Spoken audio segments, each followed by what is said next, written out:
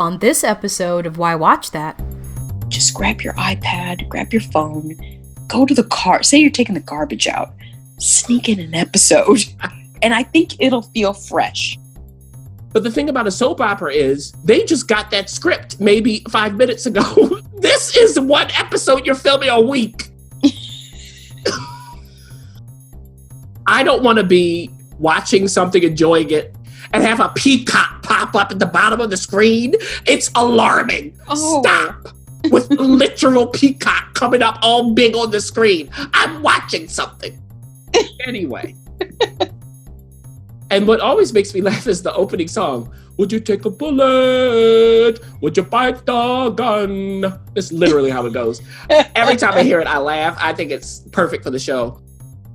He really dug a lot of ditches because he had a lot of problems before he met her. He dug a lot of ditches to get her that fish. And she ate it. Why Watch That is a podcast featuring the critic and referee who go head-to-head on a quest to discover the best movies and TV shows Hollywood has to offer. Expect the unexpected from the critic. Well, nothing gets past the ref. We do all the work. So you don't have to. Welcome to Why Watch That.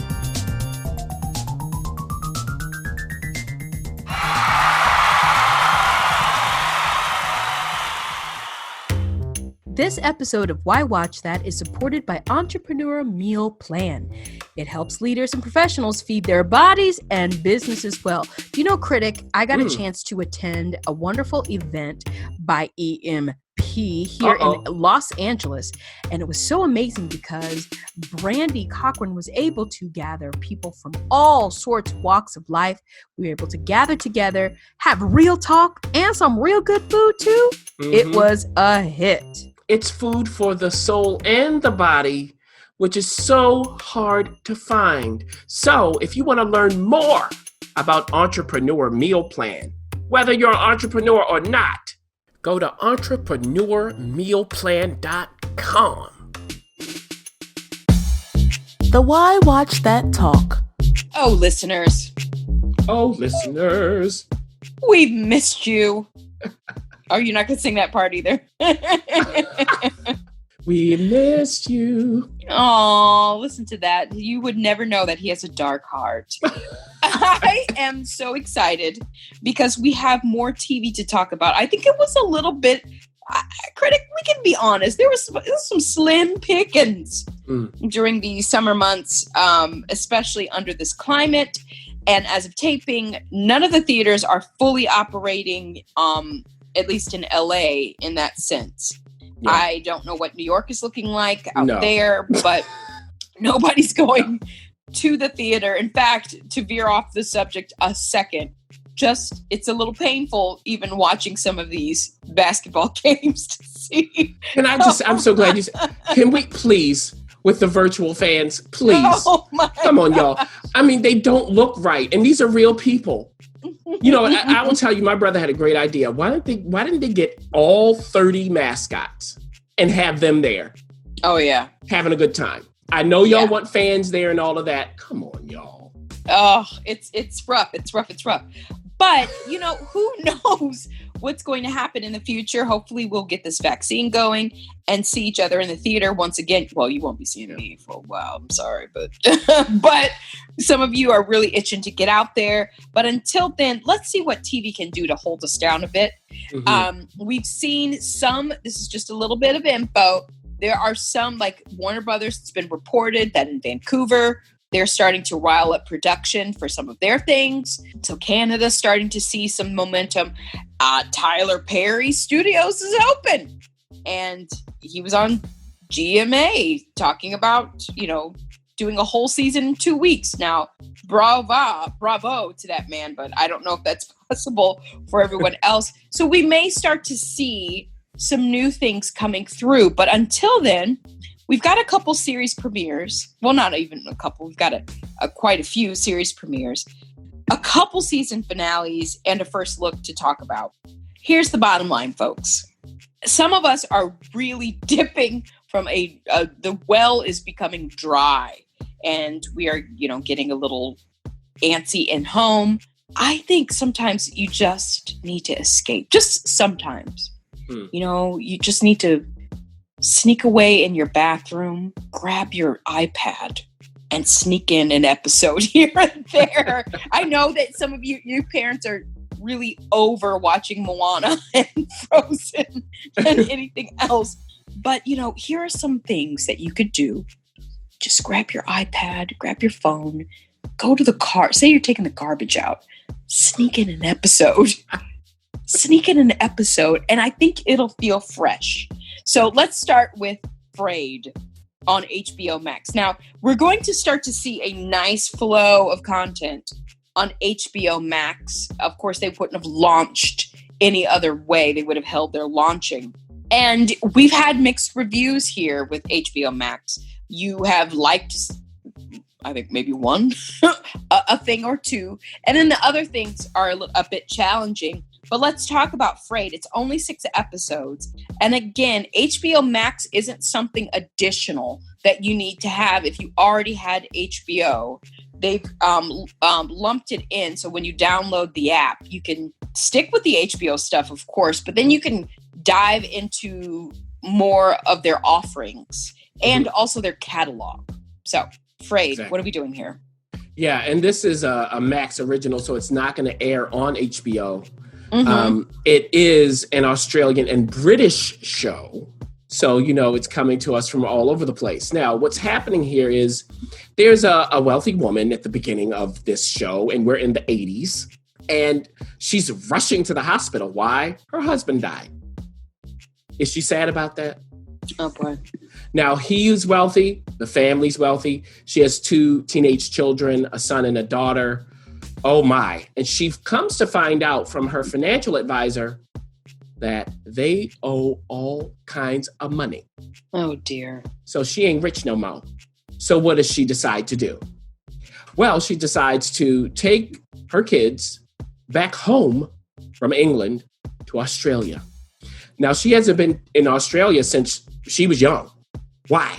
Why did she leave? Her kids haven't even met her mother or her brother. Now, she gets to Australia, and they're looking at her like, oh, what are you doing back here? She has to stay with mom. Mom is like, why are you staying with me? What's going on? And she's like, oh, you know, we have to just wait until everything is arbitrated. She's not telling the truth. What else is she lying about? We find that when she went to the UK, she changed her name, changed her history, all kinds of stuff. Her kids didn't even know her real name. Oh, boy. So she comes back to Australia, and she has to deal with the damage that she left in her wake. There's the man who got away, or maybe she got away. Her brother is not happy that she's back because he wants mom's house. It's his house, not hers. He's been there. Okay. And the mom is like, Now she has a problem with mom because mom had drinking problems. Oh, boy. But now mom is sober. So what's that relationship like? And then we also see how the brother has this significant other who's egging him on to do certain things.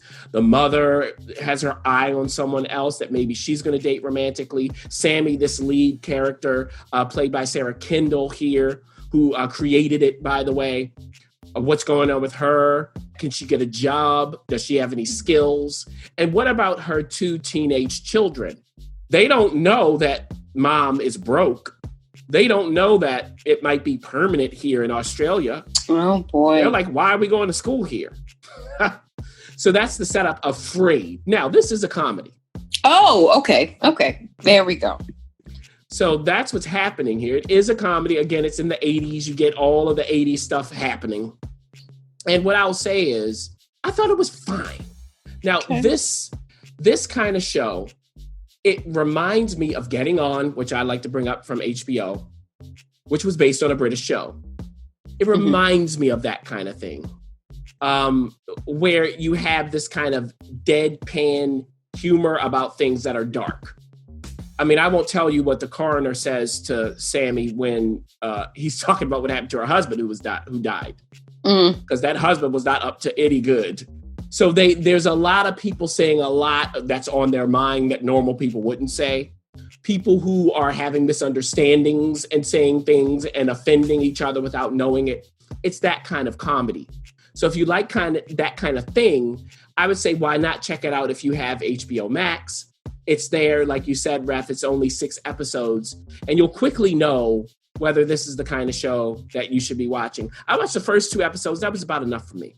Oh, okay. Well, maybe the listeners can start with getting on to see if they would like that kind of comedy. Mm-hmm. And that is available to them on HBO Max. So there you go. Mm-hmm. Britannia.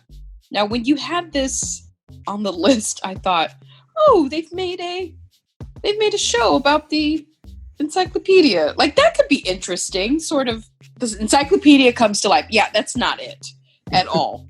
At all. It's available on Amazon Prime. And can I say something about Amazon Prime just for a second? Now, you as listeners, if you're new to us or you're relatively new and you're curious, if you have Prime, you've got Amazon Prime.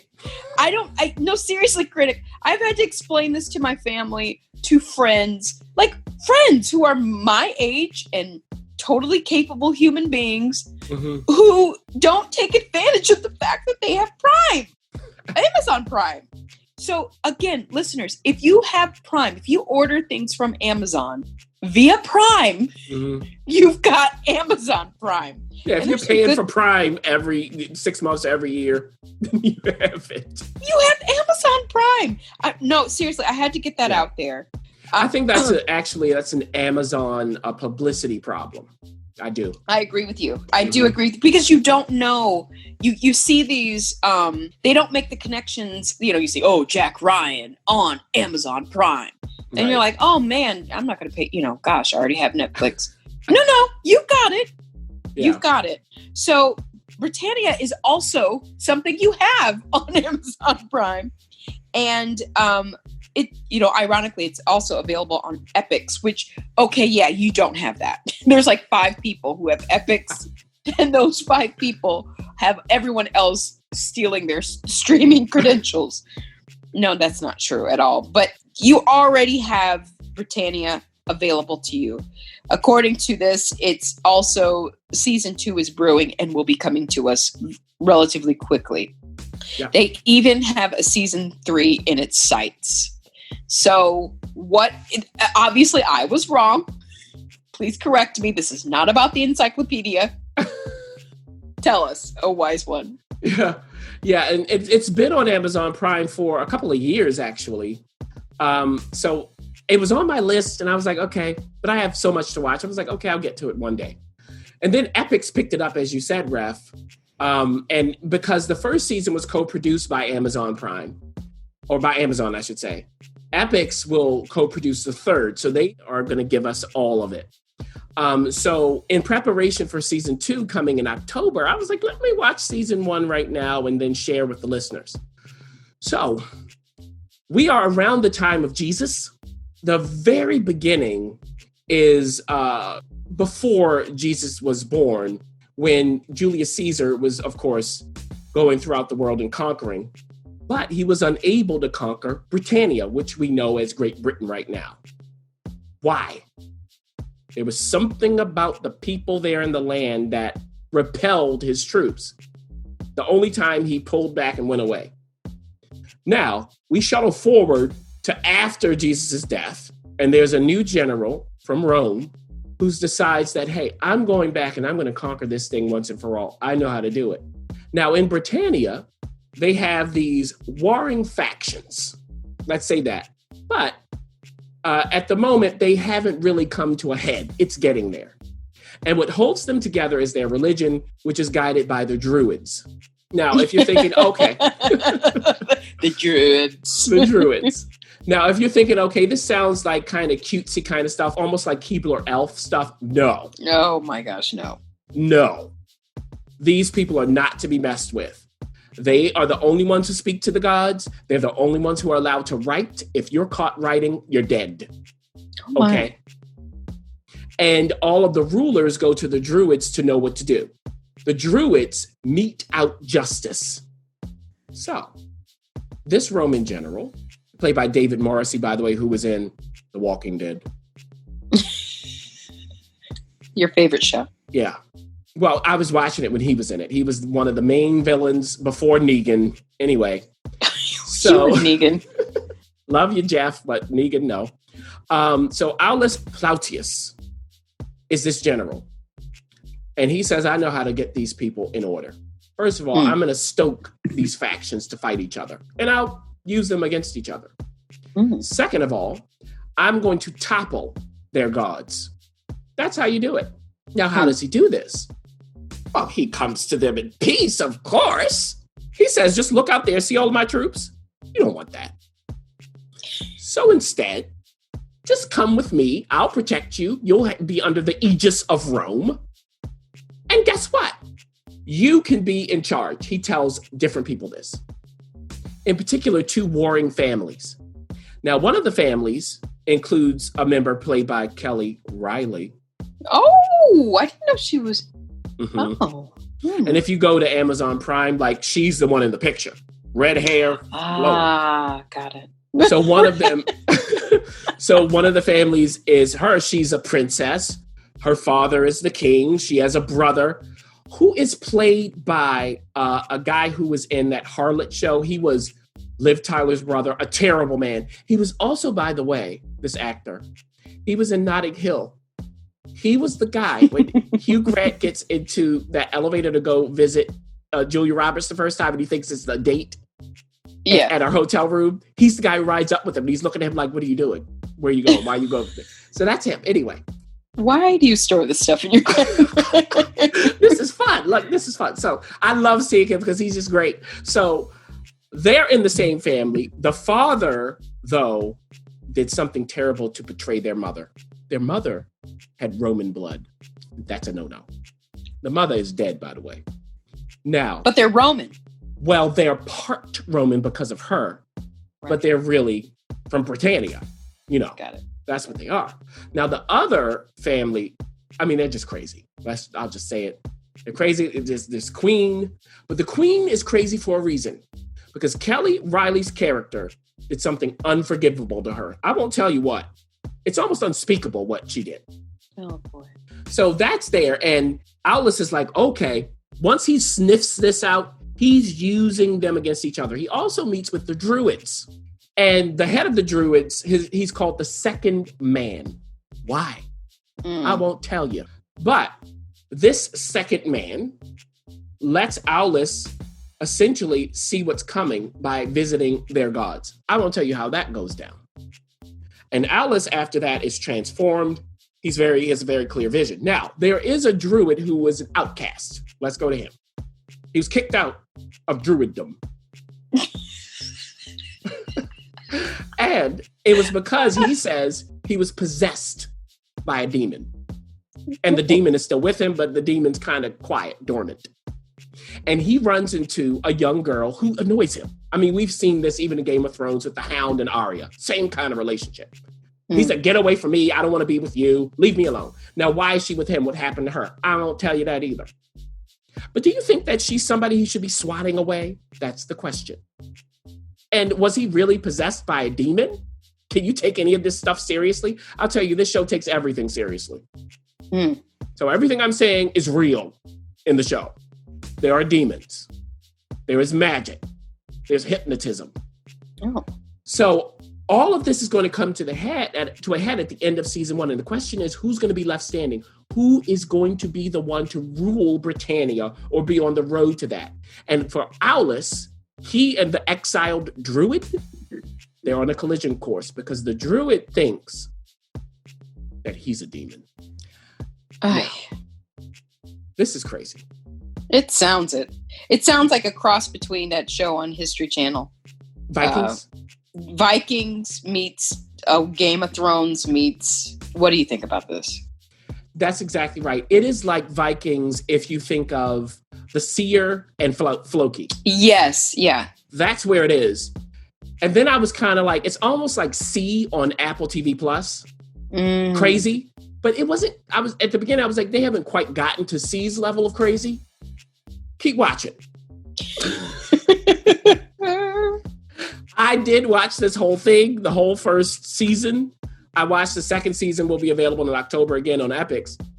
And that's what it is. If you like that kind of crazy, this is the show for you. It looks, most of it, almost all of it looks great. There were a couple of things where I was like, but it looks great. Kelly Riley's red hair is just enough to watch. I mean, it's just there. I mean, it is. And the actors are really good, even if you don't know who they are. They are committed to the whole thing. There's a lot of conniving. I didn't tell you all of the relationships going on here. There are people who want to stab people in the back. I mean, this is it. And so if you like this kind of rough fantasy, even The Last Kingdom as well, which is now on Netflix, this kind of rough fantasy kind of show, this is for you.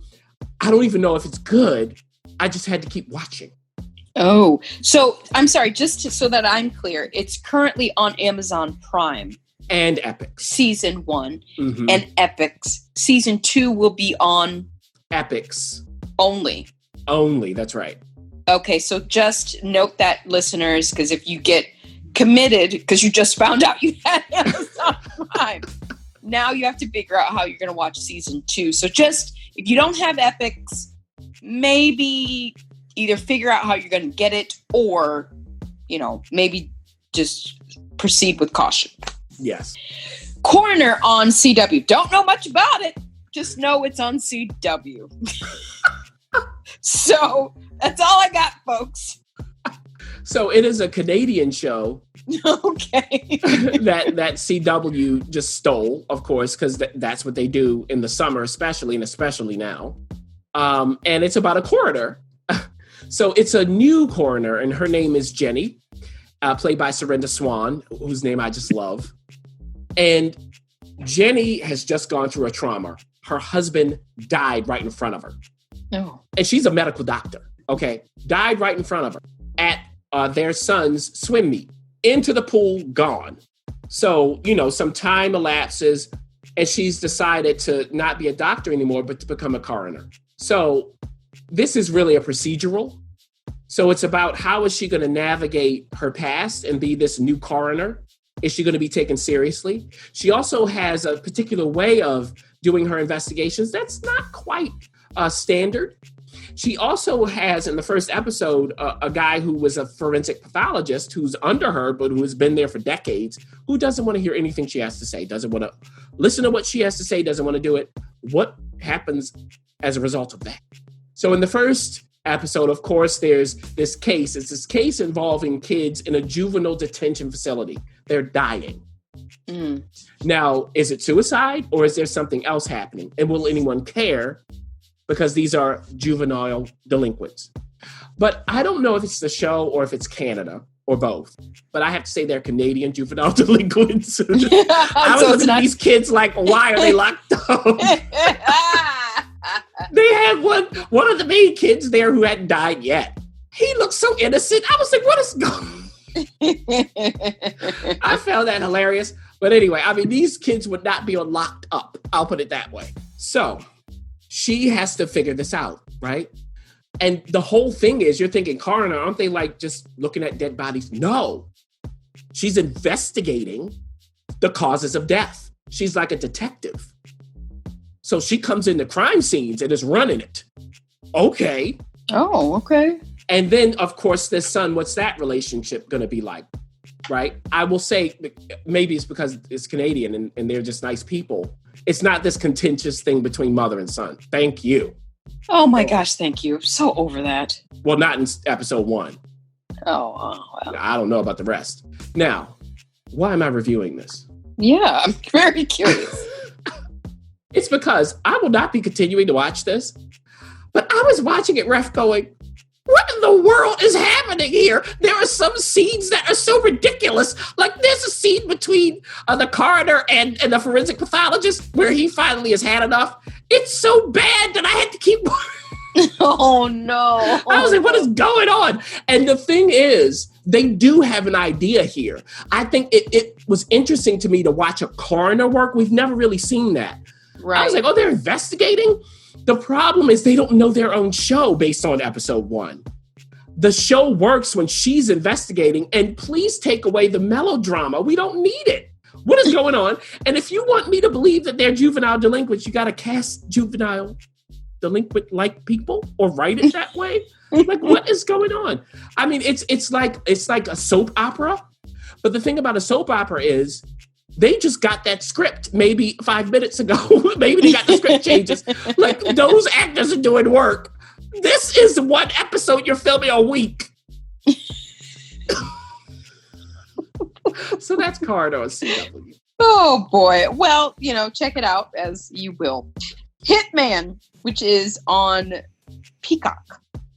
And this is every single time. Please, I beg of you, change this name. I beg of you. I beg of you. But it's on Peacock.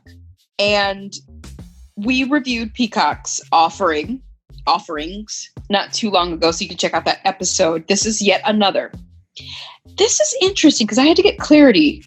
It stars, get this, the original hosts of the Great British Bake Off / the Great British Baking Show.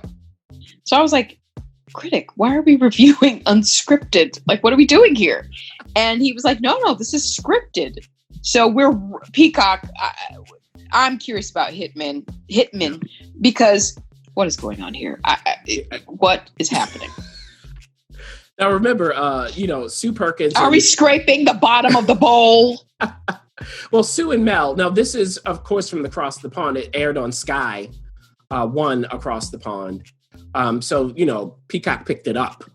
Can I just say, now that we're talking about Peacock, let me tell you something, Peacock. Stop. Let me tell y'all something. If I am watching a NBC Universal Network, I don't want to be watching something, enjoying it like a rerun of Shark Tank, and have a peacock pop up at the bottom of the screen. It's alarming. Oh. Stop. With literal peacock coming up all big on the screen. I'm watching something. Anyway.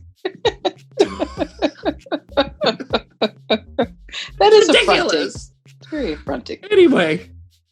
So for Hitman, so it's Sue and Mel, but keep in mind, Sue and Mel, they're comedians and actors. Yeah. So this show, they are hitmen. It's them, the two of them. And it's a comedy, I'm assuming. Obviously, yes. Okay. Well, hey. Yeah, you're right. Maybe they went, all the way in and they're doing dramatic, but I don't know who would greenlight it's that. It's the Brits. I wouldn't be surprised. So, at the very beginning, they're carrying out a hit. Well, what does it look like to see Sue and Mel doing that? Right? And do things go according to plan is the question. Now, I'll tell you, they will kill you, but they might do it by mistake or not the way they wanted to. So we see that. And then we see them go on a new job where they have to handle this guy. And, are they going to kill him or not? They're waiting for the call. The guy is tied up. During this time, it's one of their birthdays. Yes.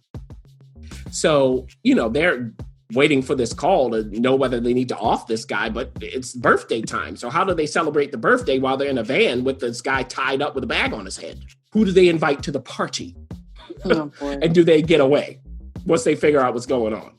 And in the end, do they actually kill this guy? Because the guy starts getting in on the fun with them. How? How does that transpire? That's the question. And then in the end, you'll see what the resolution is of episode 1. Now, episode 1 is free on the Peacock platform. The rest of them are not. So when they do this, it's always my task to say, is it worth it to pay for the rest? If you like Sue and Mel, if you're like in the Sue and Mel fan club, maybe. It's not bad. And Sue and Mel know each other like the backs of their hands. So, their banter is there. They know how to work off of each other, all of that. It's like, imagine if you take them from the Great British Baking Show, which we call it here, and just make them hitmen and put them into a comedy. Oh, boy. That's kind of what it is. So it's probably better than it sounds. But again, you can just watch the first episode and see for yourselves. That's not a huge commitment. Again, it's free. Just on the off chance that you would be a fan, I would say check that out if it sounds interesting. I was fine with it, but I certainly would not pay to watch the rest of it. Now, it's only 6 episodes, so if you do make that commitment, you're not diving in as 20 plus episodes. So there it is. You could watch the Catcher too. Well, there you go. We Hunt Together. This is new on Showtime. Also 6 episodes. Also coming from Britain. So basically, we should title this "The Pond Is Here," or Britain has been certainly a life jacket in the drowning of the lack of TV that's happening here in America, because of production stopping. But the Brits keep going and they keep going. So We Hunt Together. I do not know much about this. You've watched some of it or all of it. I'm not sure. What's going on here? So the first episode is available on Showtime now in the States. And this is a detective procedural. That's what it is. And the twist here is there's this couple, Freddie is the female's name and Baba is the male's name. And they carried out a murder. Oh. But it's a murder of the sexual variety. Oh boy, yikes. How did they meet? In the early goings of episode 1, they don't know each other. Now, Baba is working in the club bathroom, like handing out soap. And Freddie comes in with another guy into the bathroom. He's like, okay, what's going on? And, they want to have a good time in the stall. And he's like, you can't do that in here. The guy is very disagreeable. Freddie is not. There's something about Freddie that Baba, it's like the camera slows down, all of that kind of stuff. What is that about? So I'm looking at it going, is this supernatural? I'm like, what is happening? Are they like, is this like they have some sort of connection, some psychic connection? I don't know. But there is something.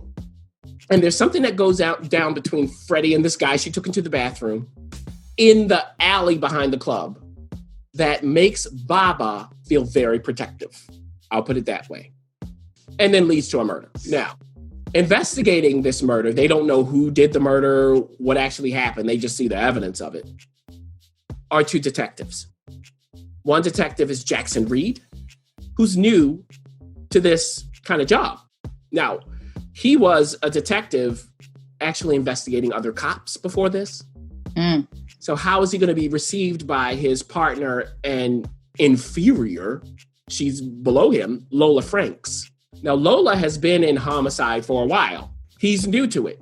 He's the boss. She's the one with experience. How does that work? And he's coming from what we would call internal affairs. That's not what they call it. They have a better name. I'll put it that way.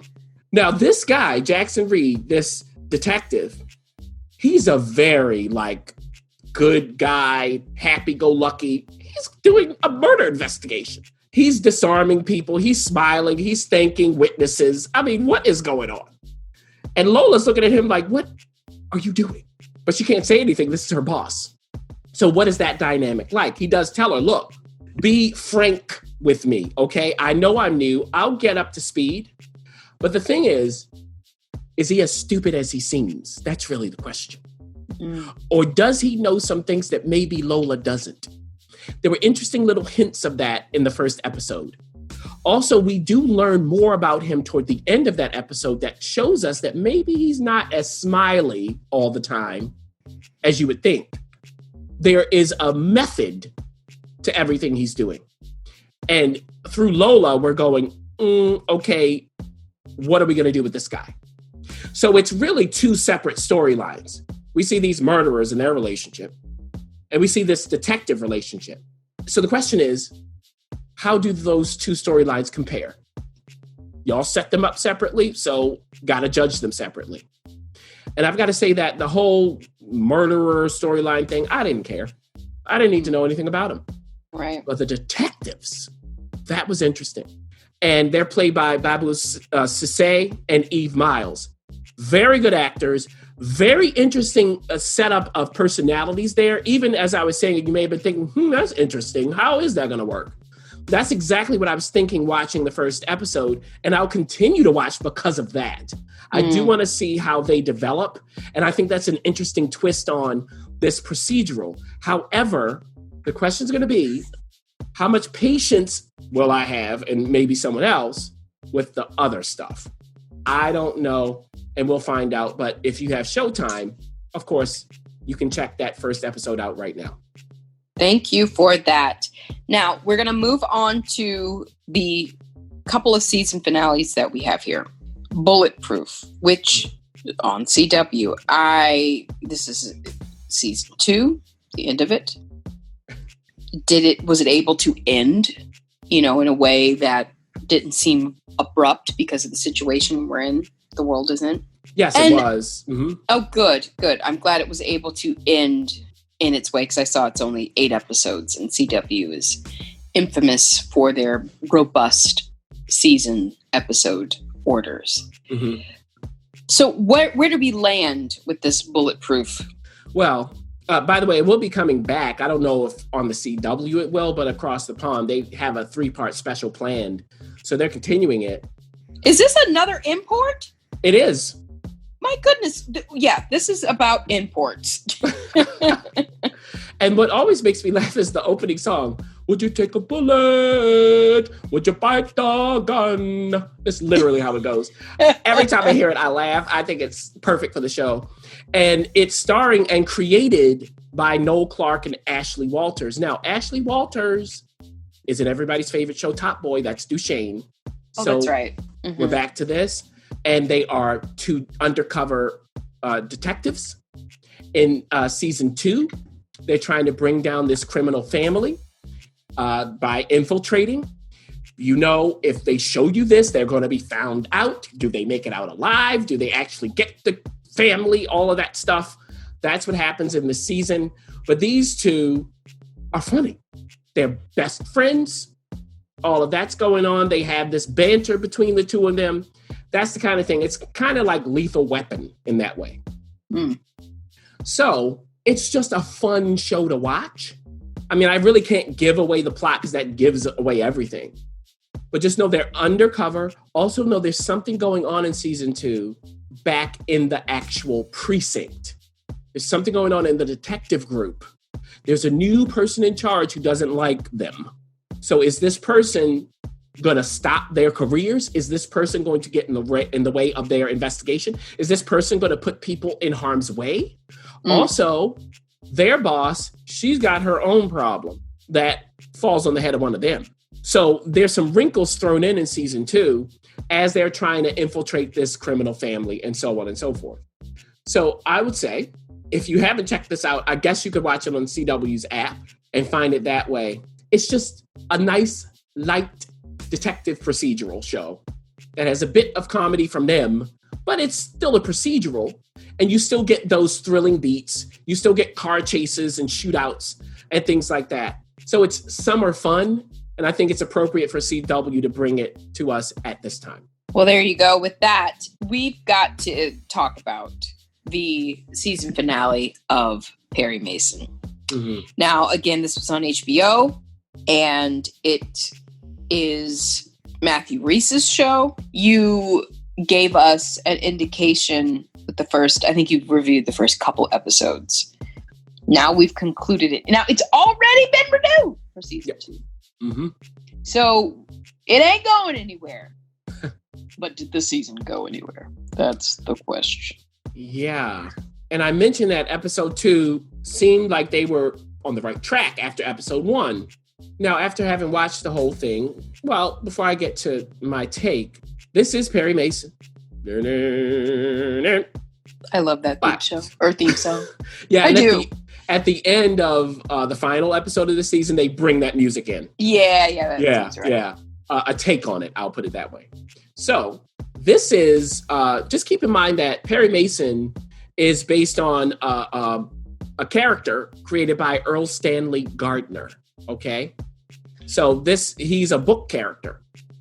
So that was the original basis. So they're coming back to those books. And this is before Perry was a lawyer. That's where this show starts. Now, in episode 5, at the end, he becomes a lawyer. He passes the bar. Okay. Why? What was the impetus for that? Now, this is Matthew Rhys playing Perry Mason.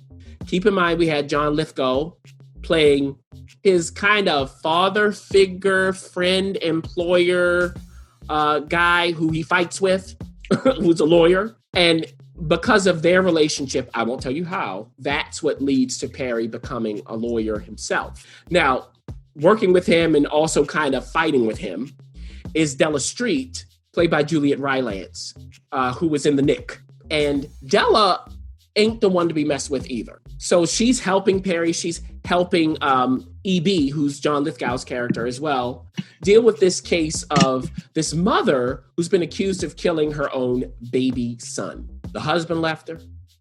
Why? The husband is rich because of his father, but what does that mean? And they're connected to this mysterious church, this Sister Alice McKeegan, who's played by Tatiana Maslany. There's also her mother, who's played by Lily Taylor. That whole relationship we get.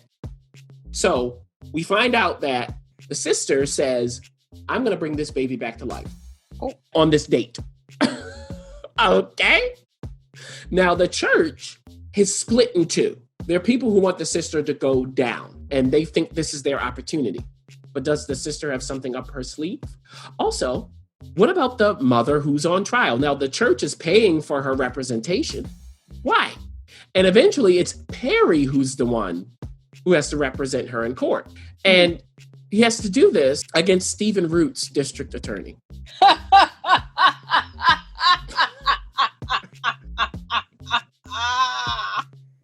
Sorry. That's why I said that for the ref. Now, if you don't know Stephen Root, I mean, Milton in Office Space, my stapler. I mean, and so on and so forth. He was the judge in Justified. Okay. So this district attorney, by the way, wants to run to become the mayor of LA. So he has bigger sights. Now, this case stinks. We know this as an audience. The DA knows this because the detectives who found this whole crime, they ain't no good. I won't tell you how, but they're not kosher.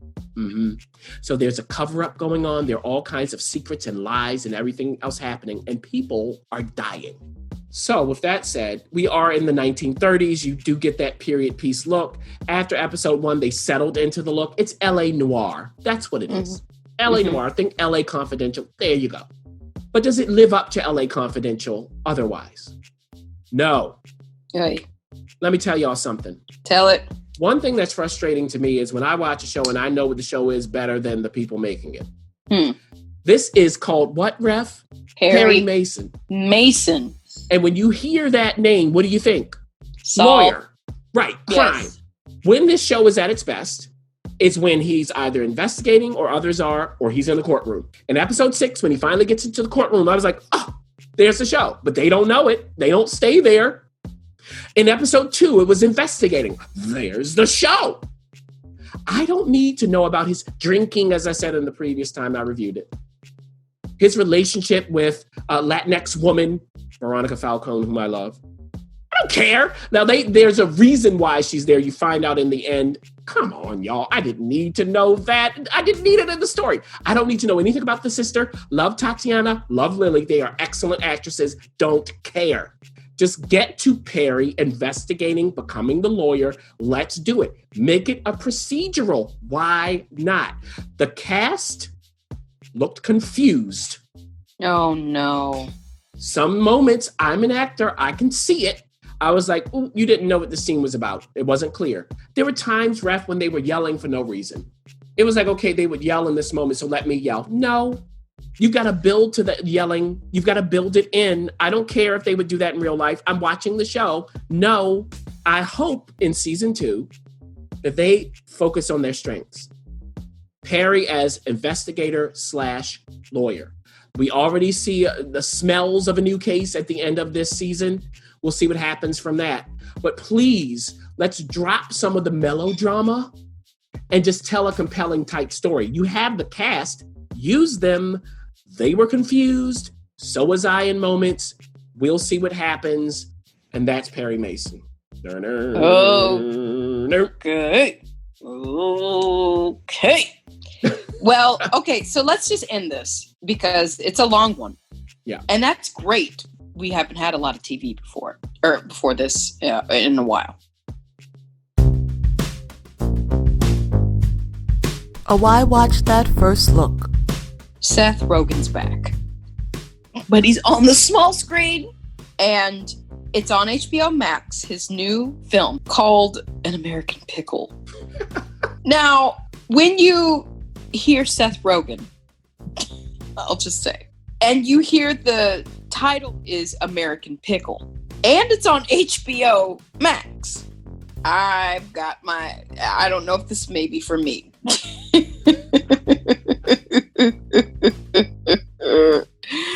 So basically you have Seth Rogen, the director is Brandon Trost. It's written and based on Simon Rich's Sell Out, which was a short story. Seth Rogen's in it. Sarah Snook is. Did we talk about Sarah Snook already? I feel like we've talked about her this episode. Not in this episode, no. Got it. Sarah Snook is in it. You know, Elliot Glade. People that you. Oh, Marcia Stephanie. I'm just looking through this cast list. Oh, this is going to be interesting. So, yeah, when she's a health inspector, Marcia Stephanie Blake. Okay, well, of course she is. Now, when you look at the poster, it is interesting to look at because it looks like he is like Tevye from Fiddler on the Roof. That's exactly what he looks like. Mm-hmm. You know, he looks like a Russian Jewish man who's come from the, you know, blah blah blah, you know, that kind of Fiddler on the Roof. So, what is happening here? Because it's Seth Rogen. And it's called An American Pickle. So help me out. Exactly. Yes. So what's happening is Seth plays two characters, one of whom is on that poster, Herschel Greenbaum. And this is the little after the turn of the 20th century. And he meets his wife, who's played by Sarah. And they don't have a lot of money. I mean, you know, so they're dreaming about certain things they would like to have and build this life together. His dream is to be able if I were a rich man. Yes. His dream is to be able to drink seltzer water. Her dream, she wants to have enough money to be able to afford a gravestone. Okay. Oh. Now, this is a comedy. Oh, okay. Yeah, okay. So in the opening, it's almost like they take the silent movie aesthetic, but it's not a silent movie. So, you know, it's a boxed screen. You don't get the full screen, that whole thing, the sepia tones, just like the poster. Mm-hmm. And as they're dreaming up this new life and they get married and he woos her and does all of these wonderful things, he buys her a fish, for instance, because he digs ditches. So he really dug a lot of ditches because he had a lot of problems before he met her. He dug a lot of ditches to get her that fish. And she ate it. Okay, started with the head of the fish. So that whole thing happens. They have this budding, hilarious romance. And by the way, they're taking this very seriously. That's where the comedy comes from. They're not joking. Then the Cossacks come and ransack their town. Now, they are unscathed, but nobody else is. I mean, you know, Sarah's face gets splattered with blood. Oh, dear. So it's time for them to leave. And they decide to come to the United States and start a new life. And while there, I won't give everything away. I'll tell you that Herschel finds his way into a vat of pickles. And he gets shut into this vat for 100 years. Oh. And when he's discovered 100 years later, he's preserved because of the pickling liquid. Who came up with this? So that's what the American pickle is. It's not lewd. It's literal. Okay. All right. It is literal. There are literal pickles, and Herschel has been pickled. Now, of course, scientists want to study this man. How did he survive in pickling water for 100 years?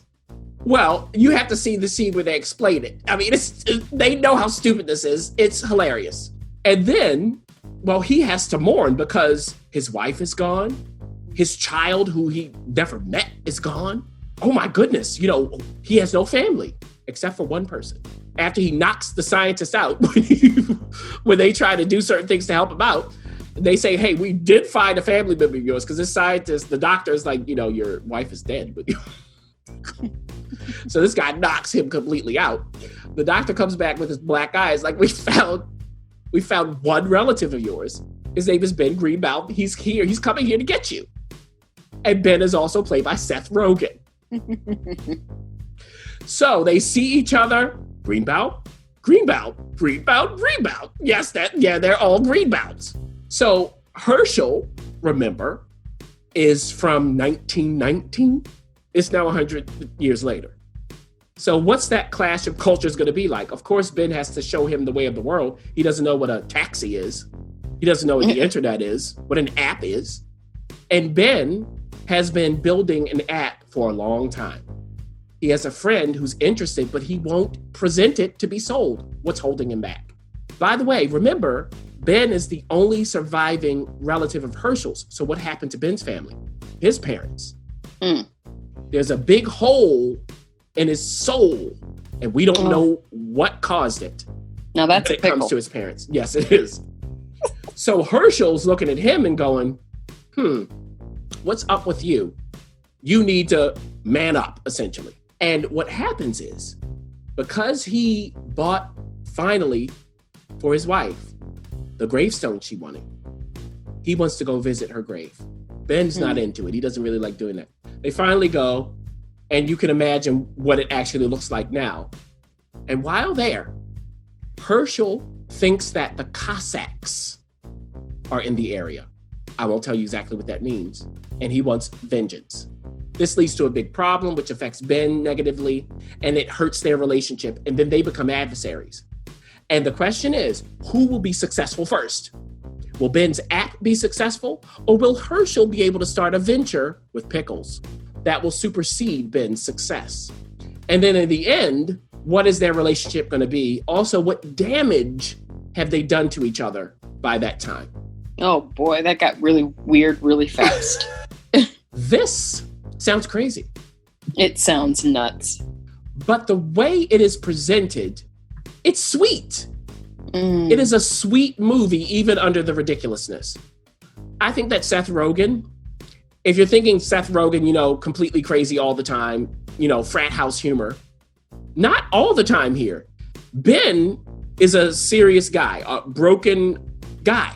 He plays it. And that contrasts nicely with Herschel's craziness. Herschel will knock you out. Okay, he will do that. And he's aggressive. So I think that we've seen so many actors do this, playing two different roles, blah, blah, blah. But it works here. I did enjoy that. The whole situation that they get into is ridiculous. I did think, Ref, that whenever you have these big ideas, a man survives 100 years preserved in pickling liquid, you always want more than what they can give you. The story seems small in comparison to that, but it's sweet.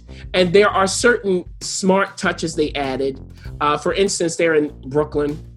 They're in Williamsburg. So, it's all about artisanal food. They do that whole thing. It's ridiculous. I won't tell you how Herschel actually comes up with the pickles and what happens with that.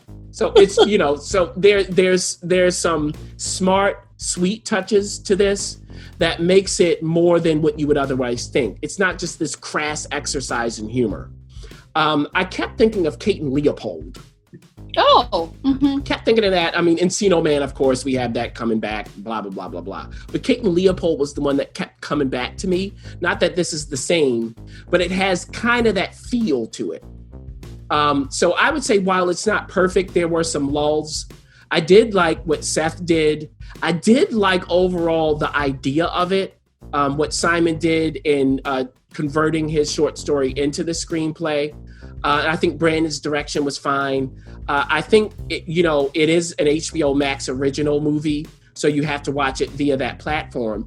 If you have it and you just want something that's pleasant to watch and kind of amusing, and you can sit back and just enjoy it, then this would be the movie for you. Not perfect, but I did enjoy it, I do have to say. Well, the poster says, from the producers of The Disaster Artist, which that's one thing, and then and 50/50. So they didn't say, some of Seth's other things.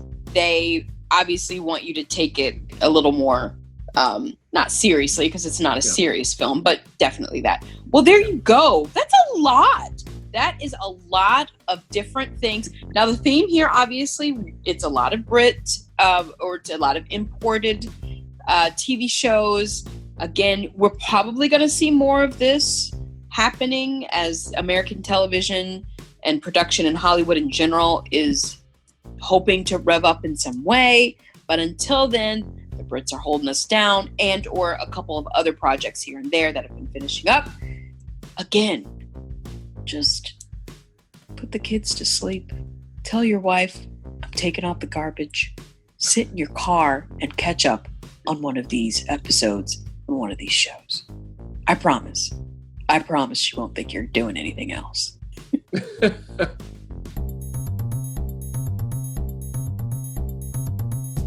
Thanks for listening. For additional resources, visit whywatchthat.com. Good idea, and we'd love to hear from you. So go ahead and leave comments, feedback, and you can rate us on iTunes. We'll see you next week. See you.